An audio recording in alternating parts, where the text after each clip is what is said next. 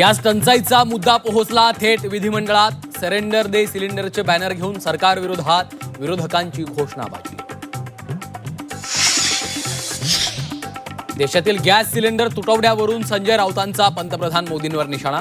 नोटबंदीनंतर मोदींनी पुन्हा एकदा देशाला रांगेत उभं केल्याचा घणाघात, तर मोदींच्या गटार गॅस उद्योगात गुंतवणूक करण्याचा खोचक सल्ला। डोंबिवलीत गॅस कनेक्शन कटची भीती दाखवत आर्थिक फसवणूक। 2 महिलांना तब्बल 4 लाखांचा गंडा। सायबर भामट्यांच्या हाती गॅस टंचाईचं नवं हत्यार। पुण्यातील पोळी केंद्रांना गॅस टंचाईचा फटका। गॅस अभावी पोळी केंद्र बंद होण्याच्या मार्गावर। शेकडो कर्मचाऱ्यांवर उपासमारीची वेळ। आखाती युद्धामुळे रमजान ईदच्या सणावर संकट। सिलेंडरच्या तुटवड्यामुळे हॉटेल बंद करण्याची वेळ।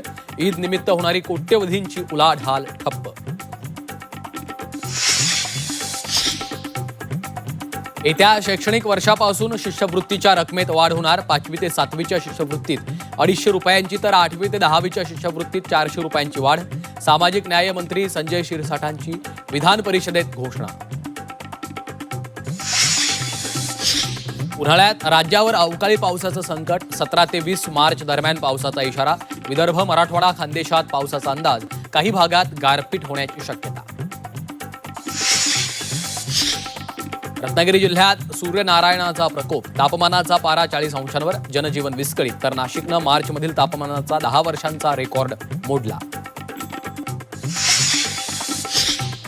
चिपळूणच्या ग्रामीण भागात पाणी टंचाई। मार्च महिन्यातच विहिरींनी गाठला तळ। पाण्यासाठी गावकऱ्यांची भटकंती। सोनोग्राफी मशीननं घरातच गर्भलिंग निदान।